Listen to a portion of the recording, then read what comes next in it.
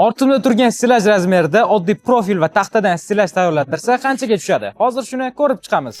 Bu stilajimiz balandligi 2 metr, uzunligi 2 metr, chuqurligi 50 sm va 4 ta metal polkadan iborat. Agarda siz bu o'lchamda oddiy profildan stilaj tayyorlatsangiz, 1 metr profil o'rtacha narxi 33 ming so'm bo'lsa, sizga jami 25 metr profil kerak bo'ladi va bu sizga 825 ming so'mga aylanadi. Qo'shimchasiga 500 ming usta haqqi va 100 minglik kraskani hamda 560 ming so'mlik metal polkani hisobga olsak, jami 1 985 ming so'm bo'ladi. Endi yog'ochdan qiladigan bo'lsak, uning taxminiy summasi 1 200 ming so'm atrofida bo'ladi. Yog'ochdan qiladigan bo'lsak, deyarli har yili, oddiy profildan qiladigan bo'lsak, deyarli 5 yilda stilajni almashtirishga to'g'ri keladi. Bu stilajlarimizga 20 yil kafolat beramiz. 20 yil ichida yuqoridagi holatda stilajlar sizga taxminan bunaqa summaga aylanadi. Yig'ib terish hamda polkalar orasini moslash imkoniyati bilan bu stilaj 2 800 ming so'm.